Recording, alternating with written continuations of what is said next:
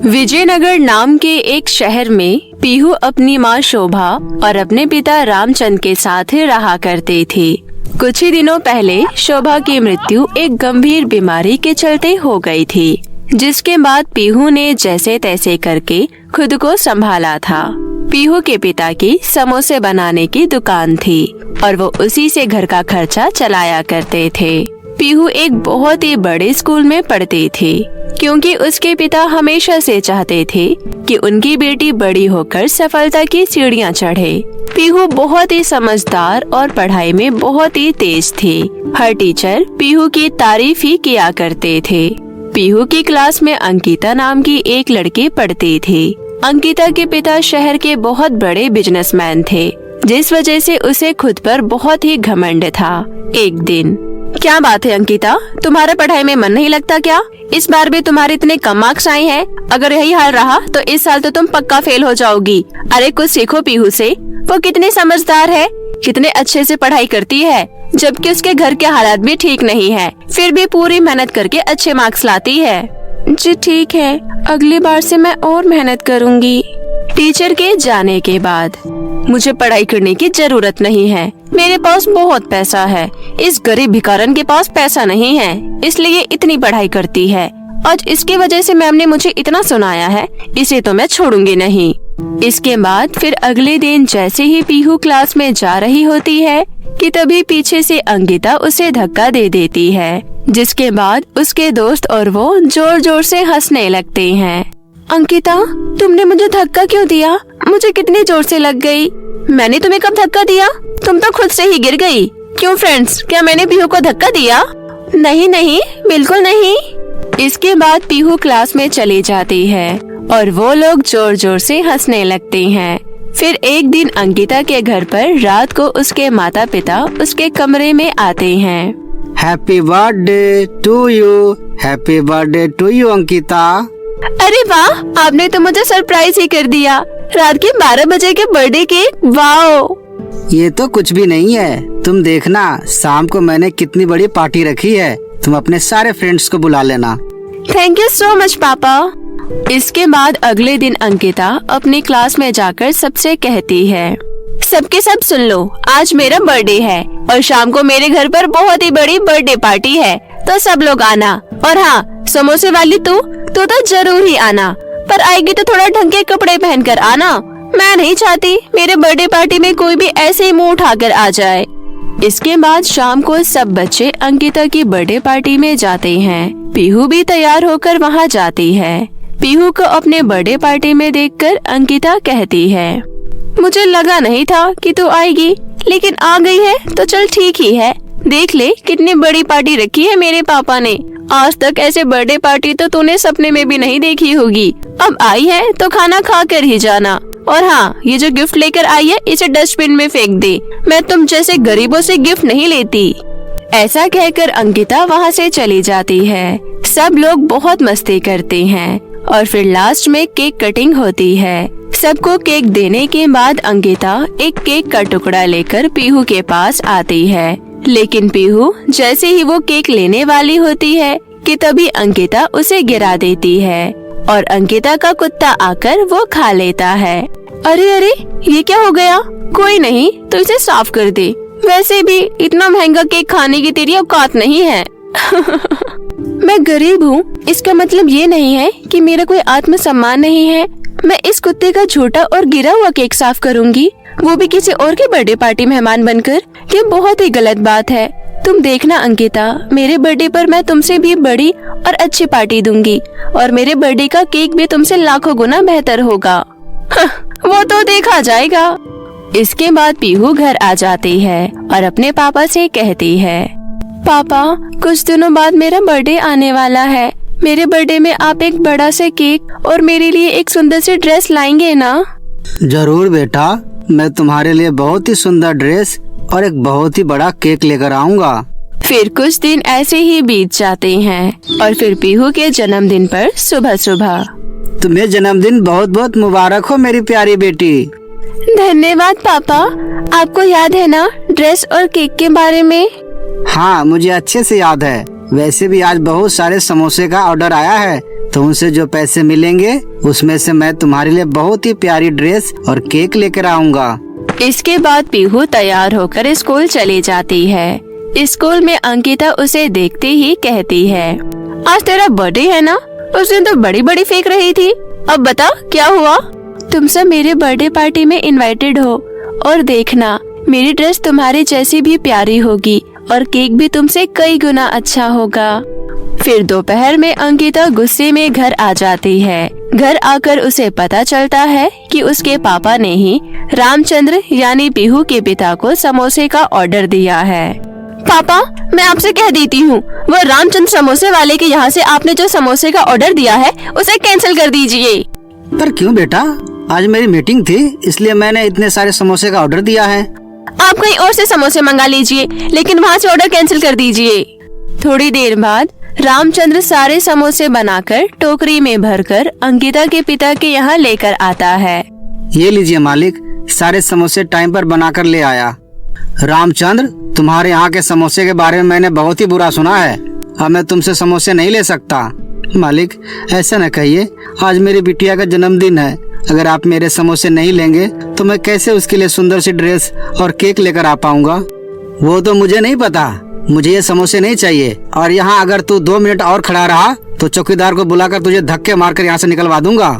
इसके बाद बेचारा रामचंद्र दुखी होकर वहाँ से चला जाता है और कोई उपाय ना सोचने पर सर पर टोकरी लिए गली गली में समोसे बेचने लगता है कि तभी जोरों से बारिश होने लगती है और उसके समोसे भीग जाते हैं। अरे ये क्या हो गया? ये बारिश कैसे आ गई? मेरे तो सारे समोसे भीग गए। ऐसा कहकर रामचंद्र वहीं दुखी होकर बैठ जाता है। तभी वहाँ पर एक रोशनी होती है और वहाँ चटोरी परी प्रकट होती है। क्या ये समोसे आप मुझे दे सकती हो? पर ये सारे समोसे तो भीग चुके हैं, किसी काम के नहीं रहे। देखो, मेरे परिलोक में माइक्रोवेव है, मैं वहाँ पर इसे गर्म कर लूँगी। तुम ये बताओ, क्या तुम मुझे समोसे दोगे? ठीक है, वैसे भी ये मेरे किसी काम के नहीं है, आप इसे ले लीजिए। अब तुमने मेरी मदद की है तो मुझे भी तुम्हारी मदद तो करनी ही चाहिए। तुम थोड़े दुखी लग रहे हो, क्या बात है? इसके बाद रामचंद्र चटोरी परी को सारी बात बताता है। सारी बात सुनने के बाद फिर परी अपनी छड़ी घुमाती है और वहाँ पर एक सोने का और एक चांदी का जादुई बर्थडे केक ले आती है। देखो रामचंद्र, ये 2 सोने और चांदी के जादुई बर्थडे केक है। सोने के केक से तुम जो भी चीजें मांगोगे तुम्हें वो मिल जाएगा और चांदी के केक से तुम जितना भी धन मांगोगे वो तुम्हें मिल जाएगा। लेकिन याद रखना, मुझे खाने पीने का बहुत शौक है, तो मैं तुम्हारे यहाँ इन समोसे के लिए बार बार आती रहूँगी। जी ठीक है, आप जब चाहे यहाँ आ सकती हैं। मैं आपको जी भर के समोसे खिला दूंगा। आज आपने जो मेरी मदद की है मैं कभी नहीं भूल सकता। आपका बहुत बहुत धन्यवाद। इसके बाद परी वहाँ से गायब हो जाती है और रामचंद्र उस जादुई सोने के केक से पीहू के लिए बहुत ही प्यारी ड्रेस मांगता है और चांदी के केक से कुछ पैसे, जिससे वो पूरे घर की बहुत ही सुंदर सजावट करवाता है। शाम को जब पीहू अपने सारे दोस्तों को लेकर घर आती है तो सब लोग इतनी सुंदर सजावट देखकर हैरान रह जाते हैं। इसके बाद पीहू अपनी सुंदर सी ड्रेस पहनकर आती है। पापा, मैं कैसी लग रही हूँ? तू तो बिल्कुल राजकुमारी लग रही है। पापा, आपका बहुत बहुत धन्यवाद। आपने मेरे बर्थडे पार्टी किसी राजकुमारी से कम नहीं रखी। ऐसा लग रहा है जैसे मैं किसी 5 स्टार होटल में आ गई हूँ। क्यों अंकिता, बताओ, है ना अच्छा? तुमसे भी अच्छी बर्थडे पार्टी और तुमसे भी अच्छे बर्थडे केक, है ना? इसके बाद अंकिता मुंह फुलाकर वहाँ से चली जाती है और पीहू सोने और चांदी के जादुई बर्थडे केक की वजह से खुशी खुशी अपना जन्मदिन मनाती है। जादुई सोने का गांव। बहुत समय पहले जानकीपुर नाम का एक गांव हुआ करता था। उसी गांव में पिंकी नाम की एक छोटी लड़की रहती थी। पिंकी की माँ का नाम गायत्री था। पिंकी जब बहुत छोटी थी तभी उसके पिता की मृत्यु हो गई थी। तब से उसे उसकी माँ ने ही पाल पोस कर बड़ा किया था। लेकिन एक दिन इसी तरह पिंकी की माँ की भी तबीयत खराब हो जाती है। उसे अचानक बहुत तेज बुखार हो जाता है। उसे ऐसा एहसास होता है कि उसकी अंतिम सांस चल रही है। वो अपनी बेटी पिंकी को बुलाती है और कहती है, बेटी, मुझे लगता है मेरी अंतिम सांसें चल रही है। मेरा मन बहुत बेचैन हो रहा है। मुझे लगता है मैं तेरा कन्यादान करने से पहले ही चल बसूंगी। मेरी गैर हाजिरी में अपना ख्याल रखना बेटी। जीवन के आधे सफर में ही मैं तेरा साथ छोड़कर जा रही हूँ। मुझे क्षमा करना। माँ, आप प्लीज ऐसा मत कहिए। आपको कुछ नहीं होगा। मैं अभी वैद्य जी को बुलाकर लाती हूँ। देखना, वो आपको बिल्कुल ठीक कर देंगे। इतना कहकर पिंकी भागते हुए गांव के वैद्य जी के पास जाती है और कहती है, वैद्य जी, कृपा कर मेरे साथ मेरे घर चलिए। मेरी माँ की तबीयत बहुत ज्यादा खराब है। मुझे उनकी बहुत चिंता हो रही है। भगवान के लिए आप जल्दी चलिए। पिंकी की ये बात सुनकर गांव का वैद्य फौरन पिंकी के साथ पिंकी के घर जाता है। लेकिन जब वो वहां पहुंचता है तो पिंकी की माँ की आंखें बंद थी, जिसे देखकर पिंकी और ज्यादा घबरा जाती है। वैद्य जी पिंकी की माँ की नब्ज चेक करते हैं। पिंकी की माँ इस दुनिया को छोड़कर चली गई थी। वैद्य जी बहुत दुखी होकर पिंकी से कहते हैं, पिंकी, तुमने मुझे यहाँ बुलाने में बहुत देर कर दी। अब तुम्हारी माँ इस दुनिया में नहीं रही। आप तो वैद्य है ना, आप तो इंसानों के इलाज करके उन्हें ठीक कर देते हैं ना। मेरी माँ को भी ठीक कर दीजिए ना। मेरा इस दुनिया में मेरी माँ के अलावा और कोई नहीं है। मैं अकेले हो जाऊंगी। पिंकी, अब मैं कुछ भी नहीं कर सकता। इतना कहकर वैद्य जी वहाँ से चले जाते हैं, जिसके बाद पिंकी अपनी माँ के मृत शरीर को पकड़कर खूब रोती है। इसी तरह कुछ दिन बीत जाते हैं, लेकिन पिंकी अपनी माँ को नहीं भूल पाती। अब पिंकी बिल्कुल अनाथ हो चुकी थी। उसकी देखभाल करने के लिए भी कोई नहीं था। पिंकी की माँ के जाने के बाद कोई भी उसको खाने पीने के लिए नहीं पूछता था। पिंकी कभी मंदिर से तो कभी लोगों के घरों से खाना मांगकर खाती थी। एक दिन रात के समय बहुत तेज बारिश हो रही थी। इस बारिश में पिंकी के घर की छत टपकने लगती है, जिसे देखकर पिंकी सोच में पड़ जाती है। अरे, ये क्या, मेरे घर की छत टपकने लग गई। अगर इसी तरह लगातार बारिश होती रही तो मेरे घर पर तो बहुत सारा पानी भर जाएगा। फिर मैं इस बारिश में कहाँ जाऊंगी। आखिरकार पिंकी को जिस बात का डर था वही हुआ। छत टपकने के कारण पिंकी के पूरे घर में पानी भर गया, जिसकी वजह से उसे इतनी तेज बारिश में भी बाहर रहना पड़ा। पिंकी को बहुत ठंड लग रही थी। तभी उसे किसी के घर के आगे एक ठेला दिखाई देता है और वो पूरी रात उसी ठेले के नीचे बैठकर बिताती है। अगली सुबह पिंकी खाने की तलाश में इधर उधर घूमने लगती है। उसे खाना तो मिल जाता है, पर उसका घर तेज बारिश और तूफान में बह गया था, जिस वजह से उसके पास रहने के लिए कोई जगह नहीं थी। पिंकी पूरा दिन इधर उधर घूमते हुए बिता देती है। लेकिन जैसे जैसे रात होने लगती है, पिंकी को इस बात की चिंता होने लगती है कि वो रात को कहाँ रहेगी। यही सोचते सोचते रात भी हो जाती है। पिंकी अपने टूटे हुए घर के आगे बैठकर तारों को देखने लगती है और कहती है, भगवान, आपने मेरी माँ को भी पिताजी की तरह तारा बना दिया। आप मुझे भी तारा बना दो और मुझे मेरे पिताजी और माँ से मिलवा दो। पिंकी तारे को देखते हुए अपनी माँ को याद करने लगती है। रोते रोते वहीं पर पिंकी की आँख लग जाती है और उसके सपने में एक परी आती है। वो परी पिंकी से कहती है, पिंकी, मैं आसमान से आई हूँ। मुझे यहाँ पर तुम्हारी मदद के लिए तुम्हारी माँ ने भेजा है। बताओ, तुम्हें मुझसे क्या चाहिए? तुम मुझसे जो भी मांगोगी मैं तुम्हें अवश्य दूंगी। परी की ये बात सुनकर पिंकी थोड़ा सा सोच में पड़ जाती है। थोड़ी देर सोचने के बाद पिंकी परी से कहती है, परी, मेरे पास ना खाने के लिए कुछ है और ना ही रहने के लिए जगह है। तो मुझे एक ऐसा वरदान दो कि मैं जिस चीज को छूं वो चीज सोना बन जाए। पिंकी की ये बात सुनकर परी कहती है, तुम्हारी मनोकामना अवश्य पूरी होगी। इतना कहकर वो परी गायब हो जाती है। सुबह होने पर पिंकी की आंखें खुलती है। जब पिंकी की आंखें खुलती है तो वो खुद को बहुत बुरी हालत में पाती है। अरे, ये क्या, मैं यहीं पर सो गई थी? मुझे ऐसा लग रहा है मैं शायद कोई सपना देख रही थी। क्या सपने में आई परी सच बोल रही थी? पिंकी इतना सोच ही रही होती है कि तभी उसकी नजर सामने रखे हुए पत्थर पर पड़ती है। मैं इस पत्थर को छूकर देखती हूँ कि ये सोना बनता है कि नहीं। ये बोलकर पिंकी उस पत्थर पर हाथ रखती है और बोलती है, मैं चाहती हूँ कि ये पत्थर सोने का बन जाए। पिंकी के इतना बोलते ही वो पूरा का पूरा पत्थर सोने का बन जाता है, जिसके बाद पिंकी को पूरा यकीन हो जाता है कि सपने में आई हुई परी बिल्कुल सच बोल रही थी। पिंकी अपने टूटे हुए घर को छूती है और बोलती है, मैं चाहती हूँ कि मेरा ये टूटा हुआ घर सोने के घर में बदल जाए और उसके अंदर की सारी चीजें भी सोने की हो जाए। पिंकी के इतना कहते ही उसकी ये इच्छा भी पूरी हो जाती है और उसका टूटा हुआ घर सोने के घर में बदल जाता है। उसके घर के साथ साथ अंदर की सारी चीजें भी सोने में बदल जाती है। पिंकी का सोने का घर देखकर उसके पड़ोस की कुछ औरतें उसके पास जाती हैं और उससे बोलती हैं, पिंकी बेटी, अचानक से ऐसा क्या हुआ कि तुम्हारा टूटा हुआ घर अचानक से सोने के घर में बदल गया और उसके अंदर की सारी चीजें भी सोने की हो गई? उस औरत की ये बात सुनकर पिंकी उसे सारी बात बता देती है। काकी, मेरी माँ की वजह से मुझे ये वरदान मिला है। अब मुझे आप में से किसी की जरूरत नहीं है। अब मैं जिस चीज पर हाथ रखूंगी वो चीज सोने की हो जाएगी। लेकिन पिंकी बेटी, तुम्हें नहीं लगता कि तुम इस गांव की हो, तो तुम्हें इस गांव के लिए भी कुछ करना चाहिए? वो कैसे काकी? तुम्हें इस वरदान का फायदा उठाना चाहिए। कैसा फायदा काकी?